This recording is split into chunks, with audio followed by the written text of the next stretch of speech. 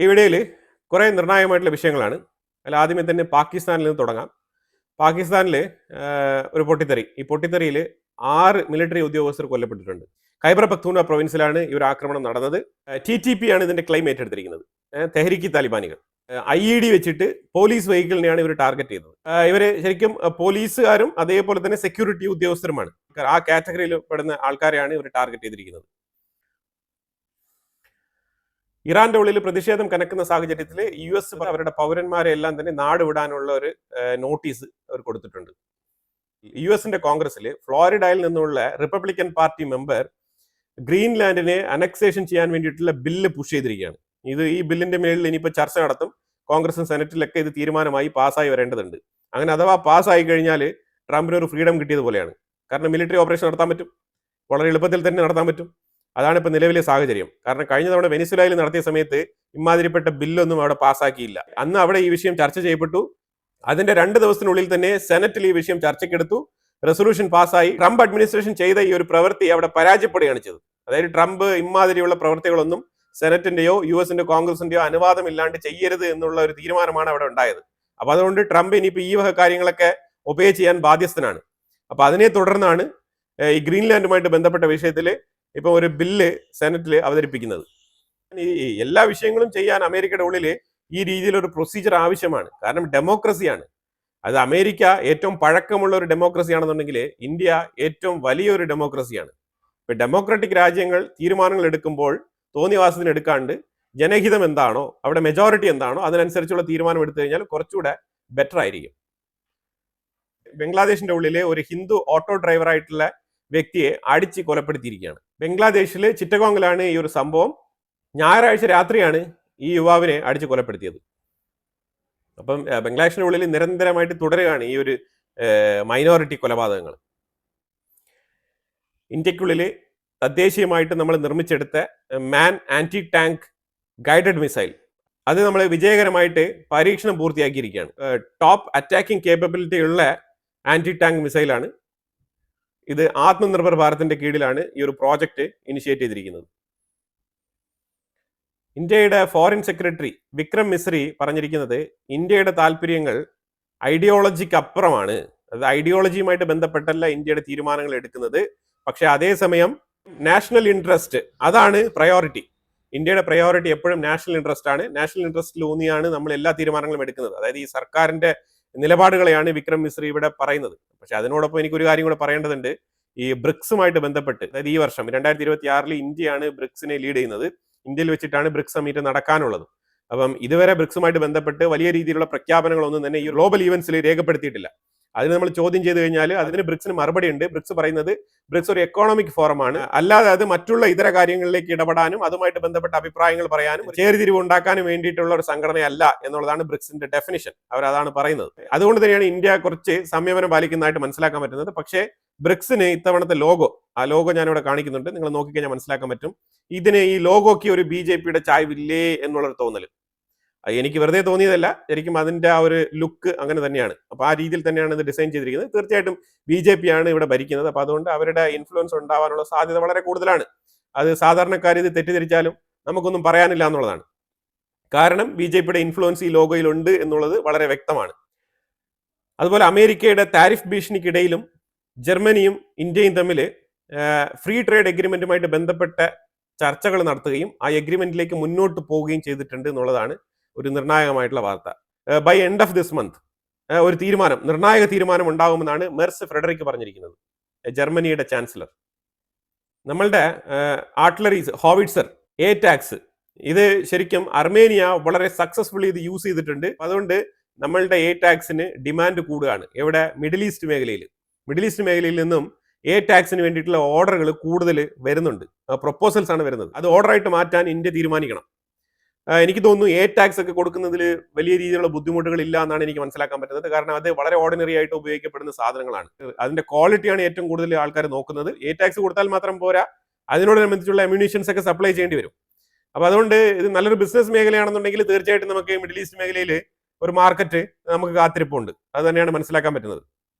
പക്ഷേ ഇത് അർമേനിയയ്ക്ക് ദോഷം ചെയ്യുമോ എന്നുള്ളതും കൂടി നമ്മൾ നോക്കി കാണേണ്ടതുണ്ട്. കാരണം മിഡിൽ ഈസ്റ്റ് മേഖലയിൽ പല രാജ്യങ്ങൾക്ക് നമ്മൾ കൊടുത്തു കഴിഞ്ഞാൽ ഈ സാധനം കൃത്യമായിട്ട് അസർബൈജാന്റെ ഉള്ളിലേക്ക് എത്താനുള്ള സാധ്യത വളരെ കൂടുതലാണ്. അസർബൈജാന്റെ ഉള്ളിലേക്ക് എത്തിക്കഴിഞ്ഞാൽ അത് പാകിസ്ഥാന്റെ ഉള്ളിലേക്ക് എത്താനുള്ള സാധ്യതയുണ്ട്, തുർക്കിയിലേക്ക് എത്താനുള്ള സാധ്യതയുണ്ട്. അപ്പൊ അതുകൊണ്ട് തന്നെ കൃത്യമായിട്ട് ട്രസ്റ്റഡ് ആയിട്ടുള്ള ആൾക്കാർക്ക് മാത്രം ഇത് സെല് ചെയ്യുക. മിഡിൽ ഈസ്റ്റ് നല്ലൊരു മാർക്കറ്റും കൂടിയാണ്, അതും കൂടി നമ്മൾ തിരിച്ചറിയേണ്ടതുണ്ട്. ഇല്ലാന്നുണ്ടെങ്കിൽ അമേരിക്ക ചെയ്യുന്നത് പോലെ അതിനുവേണ്ടി മാത്രം സ്പെഷ്യലായിട്ട് മാനുഫാക്ചറിങ് ചെയ്തിട്ട് വിൽക്കുക, അങ്ങനെ നമുക്ക് ചെയ്യാമല്ലോ.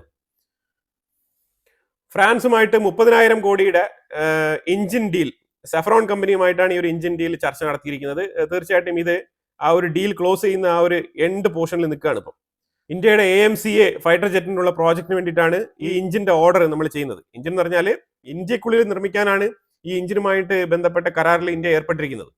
അപ്പൊ ഇതിന്റെ ഫർദർ ഡെവലപ്മെന്റ്സ് എങ്ങനെയാവും എന്നുള്ളത് ഇതിന്റെ ഫുൾ ബ്ലൂ പ്രിന്റ് വന്നാൽ മാത്രമേ നമുക്ക് മനസ്സിലാക്കാൻ പറ്റുള്ളൂ. ഇതിനകത്ത് ടെക്നോളജി ട്രാൻസ്ഫറിന്റെ കാര്യങ്ങളൊക്കെ പറയുന്നുണ്ട്. അത് 1 വർഷത്തിന് മുമ്പാണ് ഈ എഞ്ചിൻ പ്രൊക്യൂർമെന്റുമായിട്ട് ബന്ധപ്പെട്ട വിഷയത്തിൽ ചർച്ചകൾ തുടങ്ങിയത്. അത് ഏതാണ്ട് വിജയകരമായിട്ട് പൂർത്തിയാകുന്ന ഒരു അവസ്ഥയിലേക്ക് എത്തിയിരിക്കുകയാണ് ഇപ്പോൾ. കാരണം നമ്മൾ അമേരിക്കയ്ക്ക് പ്രത്യേകിച്ച് GE എഞ്ചിന് ഒരു മറുപടി കൊടുക്കേണ്ടത് വളരെ അത്യാവശ്യമാണ്. കാരണം ഈ GE എഞ്ചിൻ കുറെ കാലം കൊണ്ടേ നമ്മൾ എങ്ങനെ പറ്റിച്ചുകൊണ്ടിരിക്കുകയാണ്. തരില്ല, മാസത്തിനൊന്ന്, ഇത് ഡോക്ടർ പ്രിസ്ക്രൈബ് ചെയ്ത് കൃത്യമായ ഇടവേളകളിൽ നമുക്ക് ഗുളിക കഴിക്കാൻ പാടുള്ളൂ എന്ന് പറയുന്ന കണക്കാണ് GE കമ്പനി ഇന്ത്യക്ക് എഞ്ചിൻ സപ്ലൈ ചെയ്തുകൊണ്ടിരിക്കുന്നത്.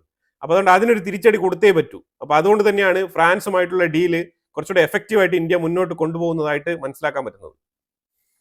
ഇന്ത്യയുടെ ബ്രിക്സ് 2026 സബ്മിറ്റ് കുറച്ച് വിഷയങ്ങൾ അഡ്രസ് ചെയ്യുന്നുണ്ട്. റിസലിയൻസ്, ഇന്നോവേഷൻ, കോപ്പറേഷൻ, സസ്റ്റൈനബിലിറ്റി, ഇതൊക്കെ ആയിരിക്കും കോർ പ്രയോറിറ്റീസ് എന്നാണ് പറഞ്ഞിരിക്കുന്നത്. അതുപോലെ നമ്മൾ അഡ്രസ് ചെയ്യാൻ ഉദ്ദേശിക്കുന്നത് ഗ്ലോബൽ വെൽഫെയർ ആയിരിക്കും എന്നാണ് പറഞ്ഞിരിക്കുന്നത്. അതായത് ആഗോള തരത്തിലുള്ള ഒരു വെൽഫെയർ, അതാണ് മെയിനായിട്ട് എക്സ്റ്റേണൽ അഫയേഴ്സ് മിനിസ്റ്റർ ജയശങ്കർ പറഞ്ഞു വെച്ചിരിക്കുന്നത്. Canada prime minister Mark Carney ഇന്ത്യക്ക് വരാനുള്ള സന്നദ്ധത അറിയിച്ചിട്ടുണ്ട്. ഒരുപക്ഷെ ഫെബ്രുവരിയിലോ മാർച്ച് ഫസ്റ്റ് വീക്കിലോ കാനഡ പ്രൈം മിനിസ്റ്റർ ഇന്ത്യ സന്ദർശിക്കുമെന്നാണ് പറയുന്നത്. രണ്ടുപേർക്കും തമ്മിലുള്ള, അത് രണ്ട് രാജ്യങ്ങളും തമ്മിലുള്ള വ്യാപാര ബന്ധത്തിൽ കൂടുതൽ ശ്രദ്ധ പുലർത്താനാണ് ഈ ഒരു വരവ്. അതായത് 2024 നമ്മൾ ഏതാണ്ട് 30 ബില്യൺ വർത്ത് വരുന്ന കച്ചവടമാണ് നടത്തിയത്. അത് തന്നെ വളരെ കുറവാണെന്നാണ് പറയുന്നത്. അത് ഏതാണ്ട് 50 ബില്യണിലേക്ക് ഉയരുകയാണ്. 2030 കൂടി നമ്മൾ റിമാർക്കബിളി ഒരു അച്ചീവ്മെന്റിലേക്ക് എത്തണം. രണ്ട് രാജ്യങ്ങളും കൂടി അങ്ങോട്ടും ഇങ്ങോട്ടുമുള്ള വ്യാപാര ബന്ധത്തിൽ ഒരു നിർണായകമായിട്ടുള്ള അച്ചീവ്മെന്റ് നടത്താൻ സാധിക്കും എന്നാണ് രണ്ട് നേതാക്കളും ഒരു ആത്മവിശ്വാസം പ്രകടിപ്പിക്കുന്നത്. അപ്പൊ എന്തായാലും കാനഡയുടെ പ്രൈം മിനിസ്റ്റർ വരട്ടെ, അത് കഴിഞ്ഞിട്ട് നമുക്ക് നോക്കാം.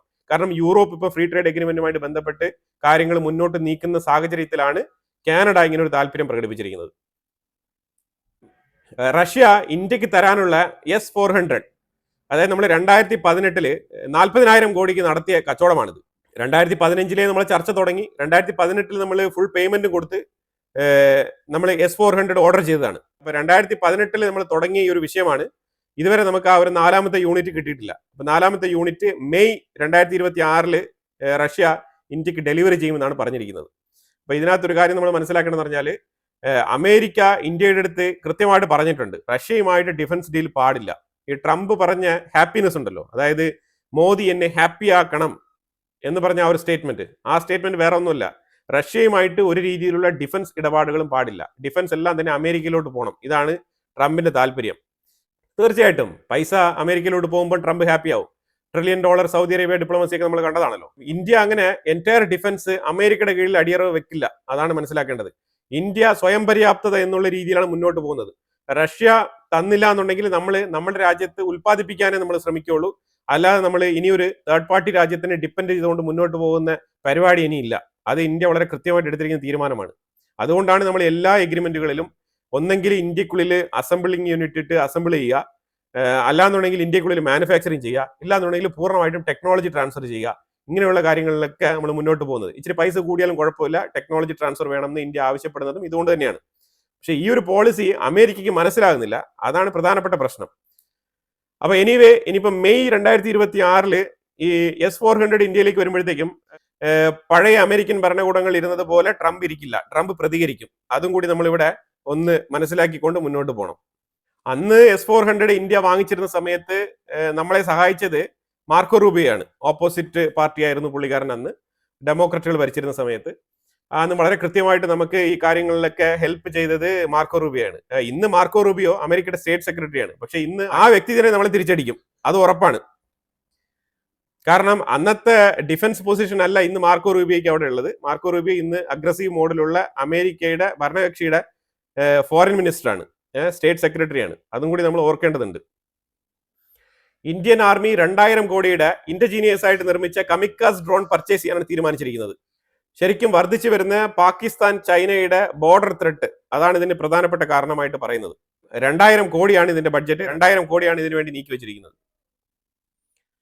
ചൈനയ്ക്കെതിരെ ഇന്ത്യ വളരെ നിർണായകമായിട്ടുള്ള സ്റ്റേറ്റ്മെന്റ്, മിസ്റ്റർ രൺധീർ സിംഗ് ജയ്സ്വാലാണ് ഈ സ്റ്റേറ്റ്മെന്റ് പുറത്തിറക്കിയത്. ഇത് ചൈന ഇന്ത്യയുടെ സ്ഥലം, അതായത് പാകിസ്ഥാൻ ഇല്ലീഗലി ഒക്കുപ്പൈ ചെയ്ത് വെച്ചിരിക്കുന്ന ഷക്സ്കം വാലി എന്ന് പറഞ്ഞ സ്ഥലം, ഈ ഷക്സ്കം വാലി എന്ന് പറയുന്നത് സീപക് കോറിഡോർ കടന്നു പോകുന്ന റൂട്ടാണ്. ഇത് ശരിക്കും പറഞ്ഞാൽ നമുക്ക് സിയാച്ചിനിൽ നിന്ന് താഴോട്ട് നോക്കിക്കഴിഞ്ഞാൽ കാണാൻ കഴിയും ഈ റോഡ് അതിലേക്ക് കടന്നു പോകുന്നത്. അപ്പൊ ഈ റോഡ് കടന്നു പോകുന്ന ആ ലാൻഡ് ഇല്ലീഗലാണ്. ഇത് ഒരു തരത്തിലും ഇന്ത്യ അംഗീകരിക്കുന്നതല്ല. പാകിസ്ഥാനുമായിട്ട് ചേർന്ന് ചൈന നടത്തിയിരിക്കുന്ന ഇല്ലീഗൽ ഒക്കുപ്പേഷൻ ആണ്. അവിടെ നടത്തിയിരിക്കുന്ന ഏത് തരത്തിലുള്ള കൺസ്ട്രക്ഷനും ഇല്ലീഗലാണ്. ഇൻഫാക്ട് 1962-63 ലഡാക്ക് മേഖലയിൽ വെച്ചിരിക്കുന്ന ബോർഡർ പോലും ഇന്ത്യ ഒഫീഷ്യലി അംഗീകരിച്ചിട്ടില്ല. ഇത് ചൈനയുടെ കടന്നുകയറ്റമാണ്. അത് വളരെ വ്യക്തമായിട്ട് പറഞ്ഞിട്ടുണ്ട്. അതിനോടൊപ്പം പല വിഷയങ്ങളും കൂടി പുള്ളിക്കാരൻ കൂട്ടിച്ചേർത്താണ് സംസാരിച്ചത്. ചൈനയ്ക്ക് കൊടുത്തിരിക്കുന്ന കൃത്യമായ മറുപടി. ചൈനയുടെ ഫോറിൻ മിനിസ്ട്രിയുടെ സ്പോക്സ് പേഴ്സൺ ആയിട്ടുള്ള മാവോ നിങ്സ് പുള്ളിക്കാരിയാണ് ഈ വിഷയം, അതായത് ഈ വിഷയം ശരിക്കും പറഞ്ഞാൽ ഈ സക്സ്കം വാലിയെ കുറിച്ച് അതിന്റെ ലീഗൽ സൈഡിനെ കുറിച്ചൊക്കെ സംസാരിച്ചത്. അതിനെ തുടർന്നാണ് ഇന്ത്യക്ക് കൃത്യമായിട്ട് ഇതിന് മറുപടി കൊടുക്കേണ്ടി വന്നത്. അതായത് ഇന്ത്യയുടെ വായിൽ കമ്പിട്ട് തോണ്ടി എടുക്കുന്നതാണ് ഈ ഉത്തരങ്ങളൊക്കെ. അതായത് ശരിക്കും മനസ്സിലാക്കേണ്ടത് പറഞ്ഞാൽ അത് ഇത്രയും കാലത്തിന്റെ ഇടയിൽ ഇന്ത്യ വളരെ ബോൾഡായിട്ട് തന്നെ ചൈനയ്ക്കെതിരെ പാകിസ്ഥാൻ ഫ്രീ ആയിട്ട് ചൈനയ്ക്ക് ഓഫർ ചെയ്ത ആ ഒരു സ്ഥലത്തിനെ കുറിച്ചാണ് ഇന്ത്യ കൃത്യമായിട്ട് പറഞ്ഞിരിക്കുന്നത്. അവിടെ ഒരു രീതിയിലുള്ള കൺസ്ട്രക്ഷൻസും പാടില്ല. ഈ സക്ഷം വാലി എന്ന് പറയുന്ന സ്ഥലത്ത് ചൈന അനധികൃതമായിട്ട് കൺസ്ട്രക്ഷൻ സ്റ്റാർട്ട് ചെയ്ത് തുടങ്ങിയിട്ടുണ്ട്. അതാണ് ഇപ്പം ഇന്ത്യയെ ചൊടിപ്പിച്ചിരിക്കുന്നത്. ഇങ്ങനെയാണെന്നുണ്ടെങ്കിൽ ഇന്ത്യ കൃത്യമായിട്ടുള്ള നിലപാടുകൾ എടുക്കും. ഇന്ത്യയെ കൊണ്ട് ഫോഴ്സ്ഫുള്ളി അത് ചെയ്യിപ്പിക്കരുതെന്നും കൂടി പറഞ്ഞിട്ടുണ്ട്. ഇതാണ് ഇന്ത്യയും ചൈനയും തമ്മിൽ നിലവിലുണ്ടാകുന്ന ചെറിയൊരു ക്ലാഷ്. ഒരാഴ്ചയ്ക്ക് മുമ്പ് തന്നെ ഇന്ത്യ സാറ്റലൈറ്റ് ത്രൂ ഇതെല്ലാം മോണിറ്റർ ചെയ്ത് വെച്ചിട്ടുണ്ടായിരുന്നു. അതിനെ തുടർന്നാണ് ചൈനയ്ക്ക് ഒരു മുന്നറിയിപ്പ് കൊടുത്തിരിക്കുന്നത് ഇന്ത്യ. ആ സ്ഥലത്തുള്ള അനധികൃത കെട്ടിടങ്ങളൊക്കെ പൊളിച്ചു മാറ്റണം എന്നാണ് പറഞ്ഞിരിക്കുന്നത്. ഇനിയിപ്പോൾ ഇതിനകത്ത് എന്ത് സംഭവിക്കുന്നുള്ളത് നമുക്ക് അറിയില്ല. ഇത് നിലവിലെ ഇന്ത്യയും ചൈനയും തമ്മിൽ ഇങ്ങനെ ഒരു വിഷയം റൈസ് ചെയ്ത് വരുന്നുണ്ട്. അപ്പോൾ എന്തായാലും കുറെ നിർണായകമായിട്ടുള്ള വിഷയങ്ങളാണ് നമ്മൾ ഈ വീഡിയോയിൽ ഉൾപ്പെടുത്തിയത്. ഇതിനെക്കുറിച്ചുള്ള അഭിപ്രായങ്ങൾ കമന്റ് ബോക്സിൽ രേഖപ്പെടുത്തുക. കൂടുതൽ വാർത്തകളുമായിട്ട് അടുത്ത വീഡിയോയിൽ വരാം. Thank you so much.